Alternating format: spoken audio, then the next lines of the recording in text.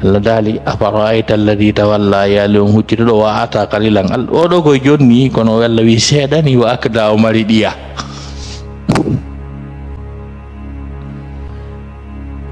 donc ko neddo wuddudo mo Allah haawi onni Qur'an wi tajiten wa laysa lil insani illa ma sa'a neddanke ala siwana ko o jonni kon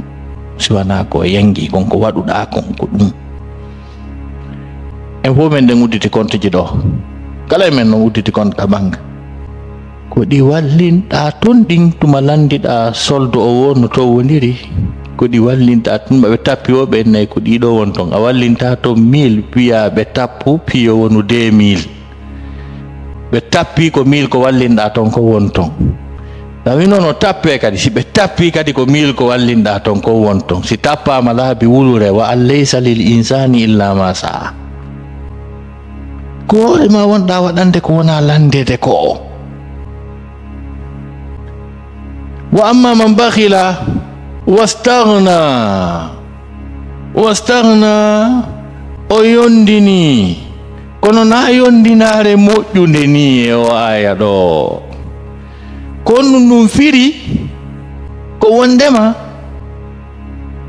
e min programme ji mon juulirde centre communautaire bordo barra fo ɗum ko affaire mon non kala baraji ko heɓoto kon ton kadi fof ko affaire mon kala moƴƴere jokkere nan ko affaire mon min ko mi jogii ɗo ko yonanilan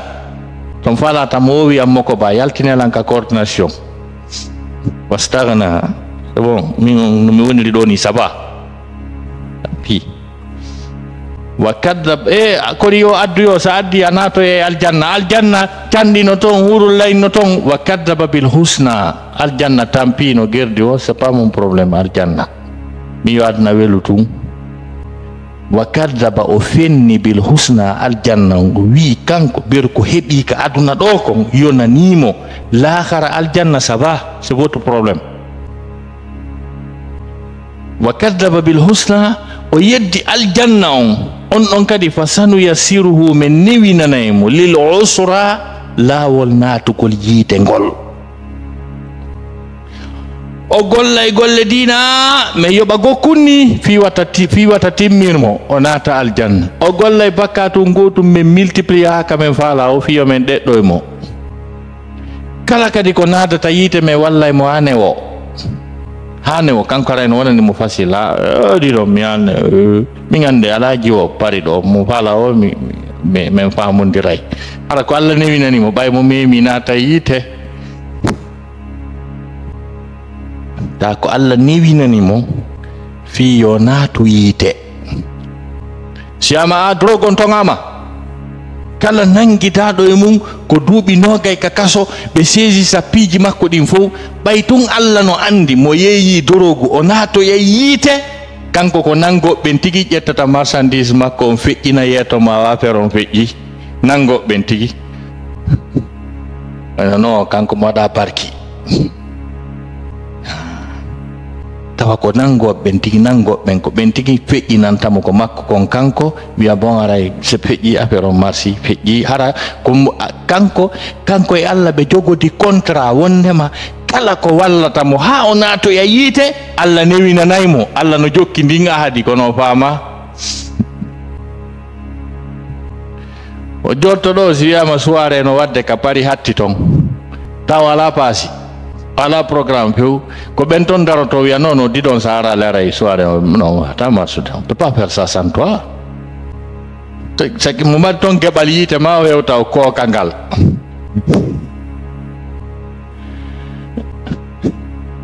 bani ton gebal yite mo wala ngal o haldide Allah o jettay dum non taw ko contrat hakkude makko e Allah adon franchement parno karde kono o jetta kongol ngol mi weltanike on ko teddinɗo lanko franchement ni falno karde bon soirée o weli whisky on c'est bon enfin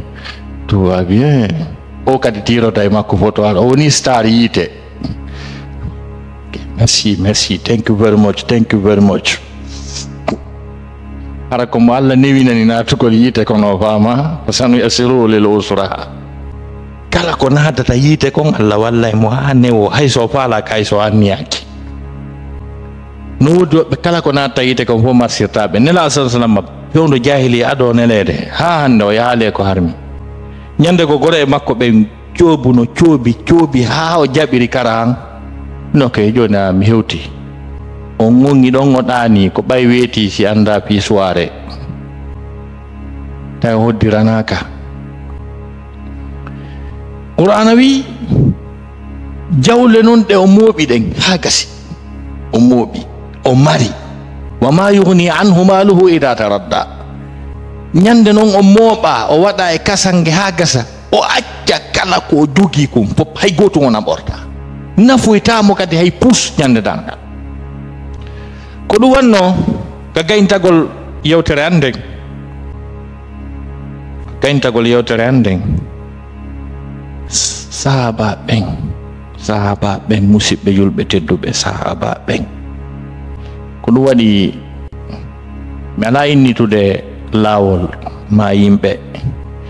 kono Allah no feññinani en façon julɓe yennoɓe sahaba ɓen huɗa Seydina Abubakar huɗa Seydina Umar huɗa nene Aisha en ɓayo men ɗon kadi ko julɓe go ko yurmi hay ko l'islamu heɓi sahaba ɓen ko Allahu lan ɗum sifiɓe kon ko ɓe ƴettuno jawle maɓɓe ɗen kon ɓe junni diina Allah kan ɓe imanu mum hewtano ɗon ɓen ko kalifiwnoɓe ko feetuɓe kala ko nelaɗo landiɓe adda mi jonno misal Abu Talha Seydina Usman ibn Affan o ƴetti e jawle makko ɗen o waɗani diina kan tawi ɗum o mumuni on haalande fi mum ɗo mo mari ton goɗɗo kanko kadi mo huli oɗo no min e oɗo fi okkugol ngol hande kadi wattata aduna min folondirta mi andi mo ɓurinmi Seydina Usman ibn Affan o koloyru al-yahuda tawi ko bajjuru woodi ka joogete julɓe ɓen arayi safino ko tuma keferaɓe ɓen fof ƴoogita ndiyan ɗan tuuni goto hato jinna e majjan o wiya jooge noon tawi Allah no okki mofte nelaɗo ɗen ngaari no wiye Usman ibn Affan mo Allah okkori jawle julɓe Allah yetelan fi Allah ko ɗum woni nafoore ko julɗo heɓata jawdi julɓe ma po tawa hindi ɗon o ronka ɓe fittande gonɗi o ronka fittande julɓe ɓen gonɗi ka jawdi makko o ari o wi kaarijo wina o wi ndu koloyru ma ko jelu yeeyatandu o enni kene mi innimala komi yeeyowo koloyji minnima komi yeeyowo koloyji o wi mi wi'i koloyru ma ɗum ko jelu yeeyatandu o enni mi yeyata o enni mi yoɓani hara valeur koloyru ndun valeur mayru net tawa ko wanowa 5 000 euros Ousmane wi koloyru ma ɗum mi yoɓi ndu 20 000 euros o enni mi sali mi yeyata o wini 30 000 euros o wini mi sali mi yeyata o wi 40 000 euros o wi mi sali mi yeyata o wini 50 000 euros mi jiti ya ɓennaddu kalsi fa kobira ennaddu kalsi Seydina Ousmane jonnimo ko kutayno 5 000 euros wonti 50 000 euros ɗin no acce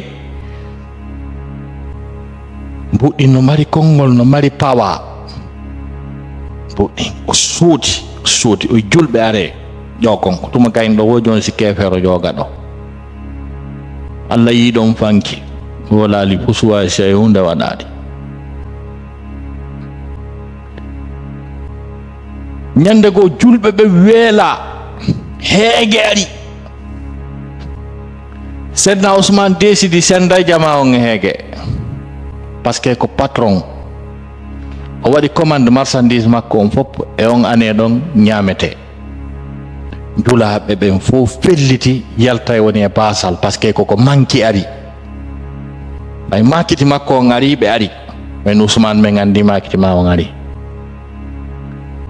tay noon seydna Ousmane ari si makiti makko naati no naatude jonnete information lewru makiti makko on aray ñalande kaarire pimo kala ko sotta ko soodu heña parce que naatugol makiti on hejjetata e mouvement yimɓe ɓen camion jeeyiroje ka porɗe nangay laawi ɗin fof jogo laawi ɗin fof ta ala ka yahe tellement que ko wonno patron ko makiti on ɗuuɗi ɓe inni men andi e ngal ko ñamete adduɗa ñamete no manki ɓe inni hekan kala ko sooduɗa mbuuɗu mi yoɓima mbuɗɗiɗi na ɗum wiyete hoore hoore o ene woodi yoɓɗola ɓuri ɗum ɓe wi kala ko sooduɗa mbuuɗu mi yoɓima mbuttati o wi no woodi yoɓɗola ɓuri ɗum ɓe aroy ha mbu jeego contre mbuuɗu seydna Ousmane wi no woodi yoɓɗolam ɓuri ɗum ɓenni men anda on julaajo par ce que si min feƴƴi ɗon mi wawata marsinoyde min hettata hayɗi min jonnumaɗin sakko min heɓa o wi mi wi no woodi yoɓɗolam ɓuri ɗum so wakkilike yoɓugol komi soodi mbuuɗu kon fo mbu sappo mi yeeyi on so wakkilaki min no woodi yoɓɗolan ɗum ɓenni ala min wakkilaki o wi Allah no wi wa man jaa bil hasanati falahu ashru amthaliha kala adduɗo moƴƴere hun gotum o yoɓete kun sappo e ngaal ko on mi yeeyi Allah o wi kala welaɗo yar ƴetta ber ko faala kon foppu ƴetti lutti kadi fof ñaami ha haari lutti makiti milliard ji ko addi o senditi pop Allah yi fanki wasi hunde waɗaɗe ñande goo jihadi fokkita tawi jihadi on no lanti jawdi nelaɗo wi walle Allah jon goɗɗum en are adde mo kala addi ko jogi kon mo kala addi seydna Ousmane ibn Affan o addi geluɗi 150 kañum e ko ɗi rondi kon e dépense majji kadi hande ɗum ko estimete ko camion diiru daafuje ɗen e kala ko ngal sardi kon fof camion diiru daafuje on no wiyete 150 dokkal ko okka l'islam e ɗum no mawni ka ɓay ɓe yi Ousmane no ara geloɗi no ara ɓenni Ousmane memminike e ngal kadi e baraji ɗin o mooɓi ɓay geloɗi ngari waɗi joyni ɓen geloɗi joyi kadi ari geloɗi sappo geloɗi 50 150 fi sabilillahi fi Allah ɗi hewti nelaɗo limiɗi ha timmi ɓenni Ousmane o wina wo a waɗi buskolo ɓeydu ɗon teddini Oustaz Taib moƴƴa ɗo yiɗi Oustaz Taib kono si wiyama ɗo fi juulirde men nden ɗo goɗɗo addi ɗo 10 000 euros min ni ɓeydu on comprend pas le monsieur là il est fou hein votre Oustaz Taib là il vient d'où ono andi kono no meɓiri ɗi non ɓay ɓe jooɗi toon ɓe jokka e hunde ɓe nayi ɓeydu kon tawoni golle ɓe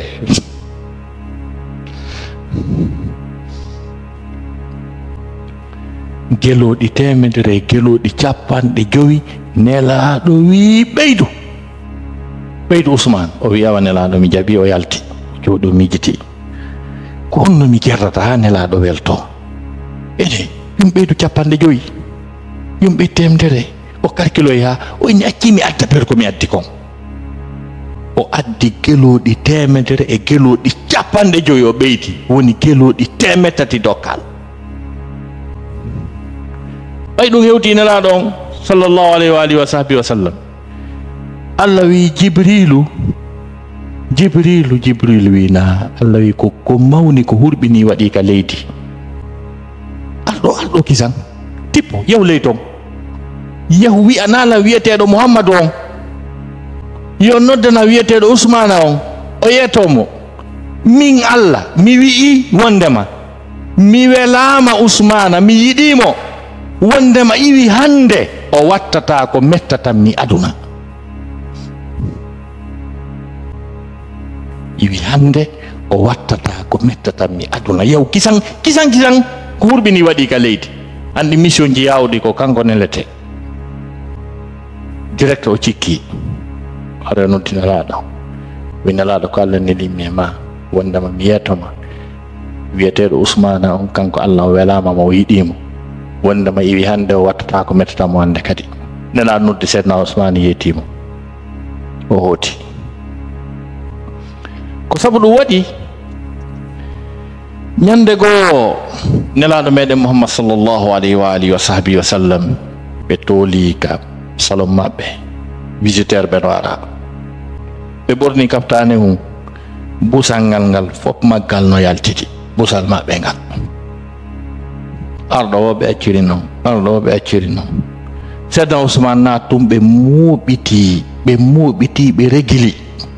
si goɗɗo yi tedduɗo ɗum no regilirta noon nelaɗo muɓiti regili suumi busal ngal heña sahabaɓe no observi ɓe inni nelaɗo wina o yimɓe boy naati ɗo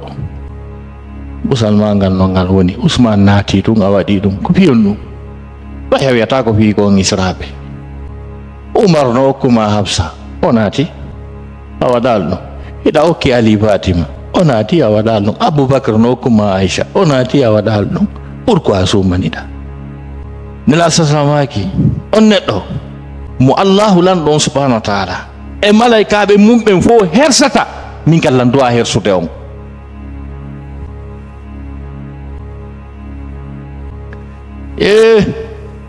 Tawa noon julɓe goo wa joni ɓe nder ga ta ko ɓen ɓe yennata ɓe huuɗa bimɓe kikkiɗe jemma ñala c'est à dire ko ɓen julɓe woni ko ƴetti haqqille mum ɗen waɗi buyon waɗi maaki ha weeli waɗi lanɗan nafi jooɗi banki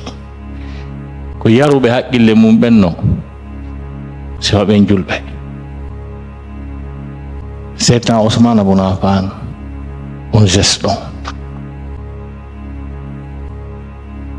ñande ko nela salama noddi fiyo jawle adde Seydina Omar ibn al-Khattab tay ko kanko woni konkirude Aboubacry ni Siddiq ko Ousmane waɗi kon fof o waɗali feccere ko Aboubacry waɗi kon feccere minni o waɗali ko Aboubacry waɗi kon par ce que ɓe paari ko ɓe patron ɓe. Seydina Omar yehi ndaari efali kala ko jogii e biyen cuuɗi ɗin terenji ɗin compte ji ɗin kala ko o jogii ko wiyete biyen jawdi kon fof o efali o fecci e tumbo. Seydina Omar o addi nelaɗo wi Omar ko jelo adduɗa o wi ko mi jogii kon fopp nelaɗo mi sendi e tumbo ha fi sabilillah julirenen ɗo waɗama kono tumbo min fecciɗi e tumbo fecciɗi e o wi nelaɗo jawdi anni fof mi waɗi fecce ɗiɗi mi addi feccere mi luttiri feccere nelaɗo maki yo Allah jaɓane ko adduɗa ko yo Allah waɗane barke e ko heddi ton ko. Seydina Aboubacry ɓayo addoyi nela sallam wi ene Aboubacry ko jelo luttinanɗa hoore ma andi waɗa ko wi ko jelo addi mo andi ɓe ɗiɗo noon o inni ko jelo luttinanɗa hoore ma o wi nelaɗo wina o wi hande ko bi Aboubacry fuɗɗi ɗaɓɓere kala ko annduɗa Aboubacry no mari e jawdi hande ka wonɗen ɗo o wi mi luttira hay e hunde mi ƴetti fof mi jonni l'islam o inni hande ko mi luttiri ka an ko Allah e nelaɗo mum on mi luttiri ka an kono ko wiyete miɗo jeeyi hino fof no ɗo tawi Umar no dari neññande Umar wi nelaɗo wina oɗo mi jokkitatamo fi ɗum ɗo aduna ɓurilam ɓe ko nisi o ɓurilam ko sabu ɗum no waɗi hiɗen janga ayeje Qur'ana fira kono mi anda sen famiɗe moƴƴa. Allah dali wa idha qila lahum aminu kama amana an-nasu qalu anu'minu kama amana as-sufaha si ɓe wi'anama ɓe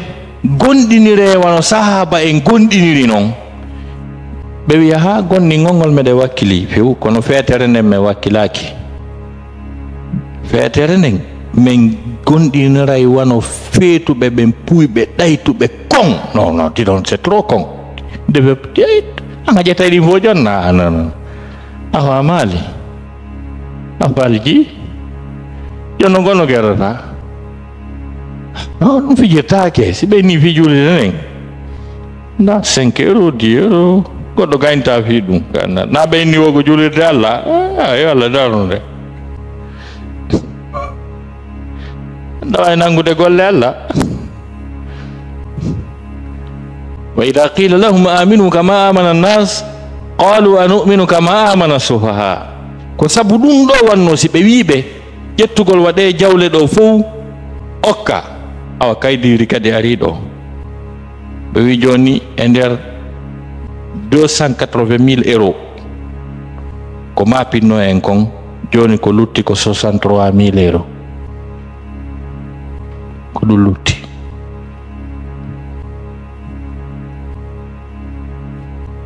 €62 520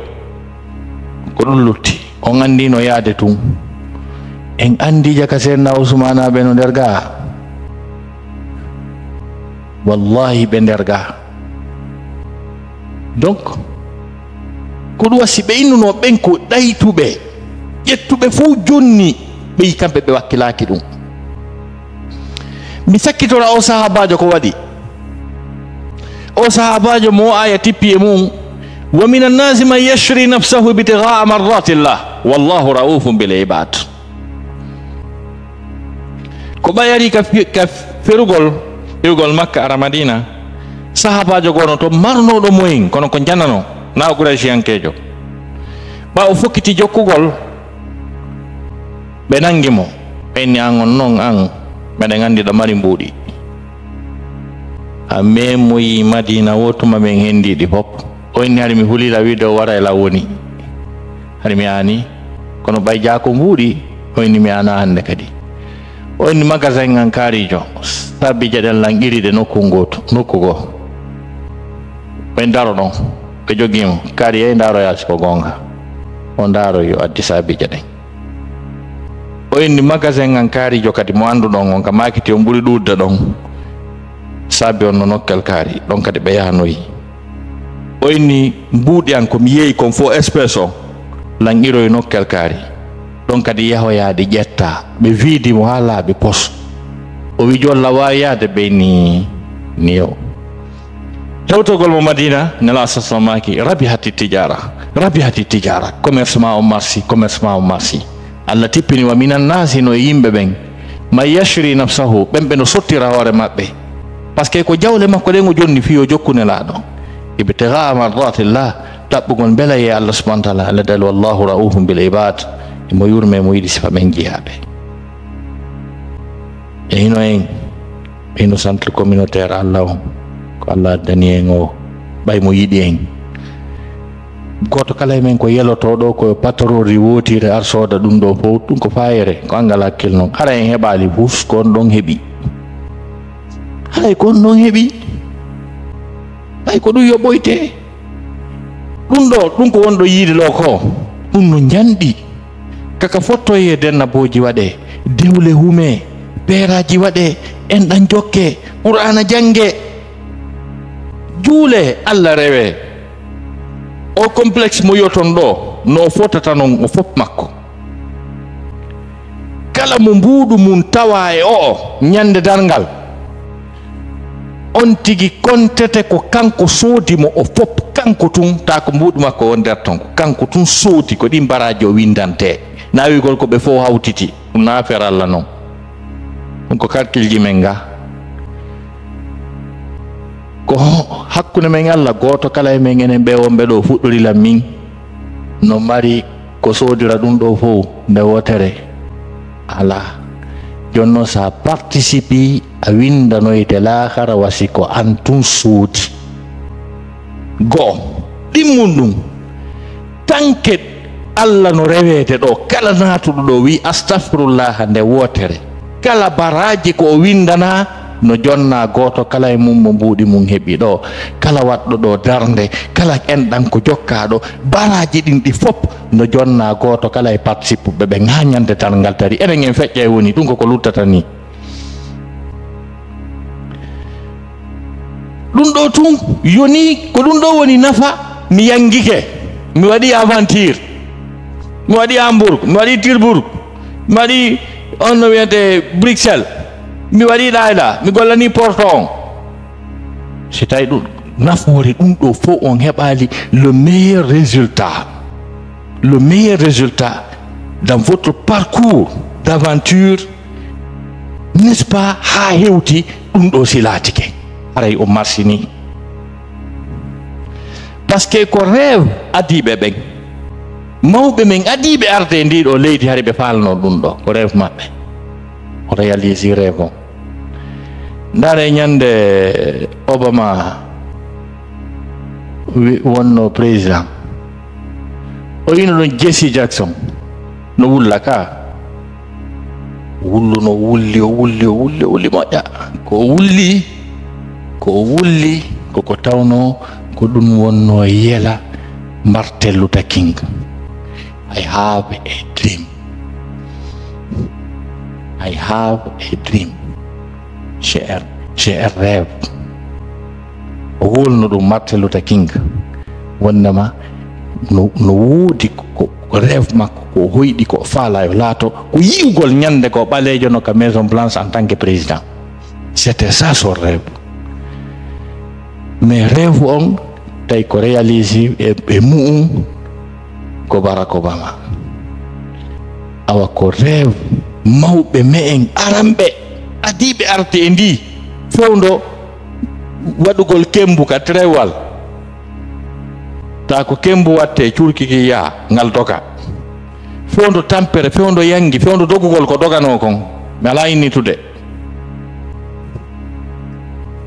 ande pandi on an ñande go lanɗo leydi go warno discours ama Sékou wat discours o mo wadde démocratie mo kala wol ko faala o mawɓe ko toon ɗon jungo tooni a kon ɓayɓe ɓorni ko tuuni ɓe nawyi kadi wonɗo jonnude haala kan ala jonde tawi ja Sékou remarquimo donnez la parole à ce biais là ɓe jonni mawɗo lalandi lalandi ɓe bisimilla mawɓe andi yiɗoɓe mukke ɓe ngara yiɗa e sifa ɓe yo wolu woni ko wol tongo ŋeña ɓe inni haray ande pandi on ko honde tuma lannata.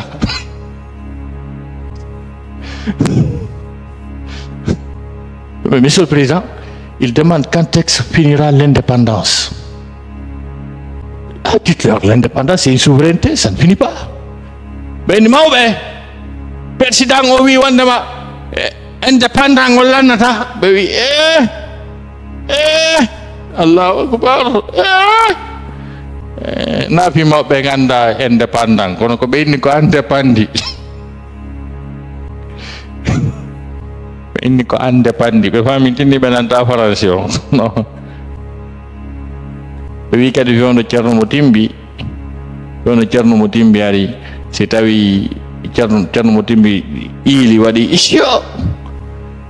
fo wiyay ceerno mo timbi wiyay alhamdulillah fo wiyay yarhamukallah. portojo noon gouverneur on ɓe wondi ɗon on wi écoutez, chaque fois quand toi tu dis isio il dit yarhamukallah, et quand moi je dis isio il se taise. ceerno mo timbi wa on nani ko porto wi wosi mi inni isio min noon mi inna alhamdulillah wiyo yarhamukallah, wo kanko so o wi isio o wiyata e hunde o wi hande si porto on ili wiye yaromo kollade.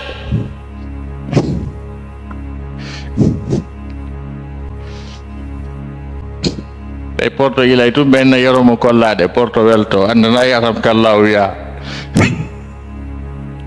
ala ko ala politique.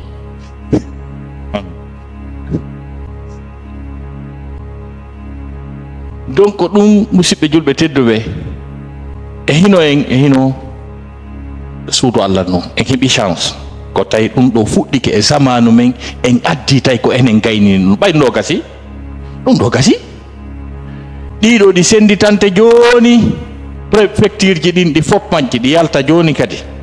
luttuɗe ɗin ɗo tigi tigi on en yetti Allah en heeɓi ka ɓiɓɓe men ngara janga qur'ana e nder Paris ka ndaare ko laba he pay koyno janga qur'an ɗo ndaare ɗi concours ji wonaɗi waɗede ɗo ndaare en heeɓi ka fotten wurniten namuji men ɗin wurnitogol namuji mon na bidia neɗɗo si perdi fina tawa ko o woni kon ko tawi kon hara o perdi o luttira e pus kala men ngal ɗengal men ngal pular laaɓugal ngal wowleten e komboye mon junata nanniti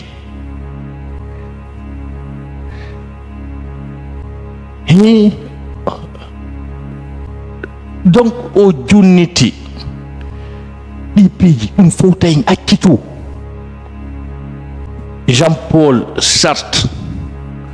o wi je ne suis pas raciste mais j'aime ma race donc oɗo culture o fina tawa ko tawɗen ɗi beɗi koye koroy ngi guri nde tindore ka daha ɗi karambi ngu ngeru o puuto o leppi o paɗe guri ka haala men laaɓu ka poche o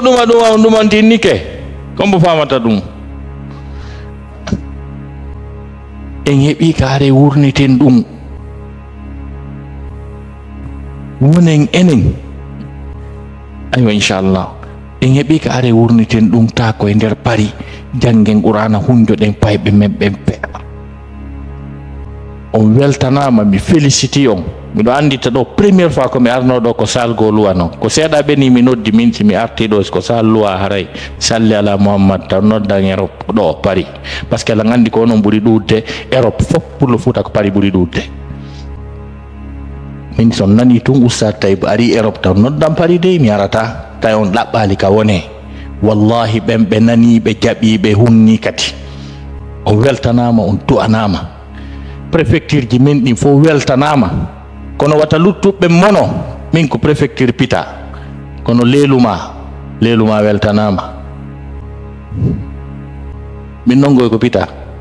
kono leeluma weltanama nani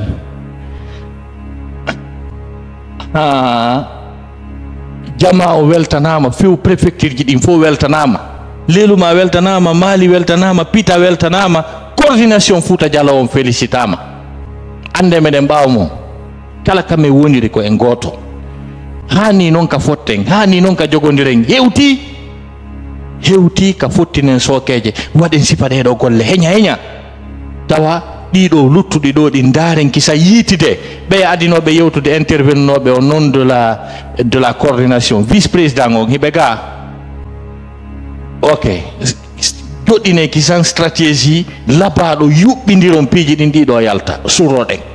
on jarama o weltanama allahumma rabbi salli ala Muhammad wa sallim abono ko sen oustaz Taibou ɗo fi kala conférence waɗaɗo ya hendomo wona ko sati a waɗira suguno kollunku woni waɗirde ɗo ni ko sengole vidéo ɗo ko spécial fi bayana oustaz Taibou tun waɗeteɗo siɗa faala bayanaji maɓɓe ɗin fof ko ɗo tun abonotoɗo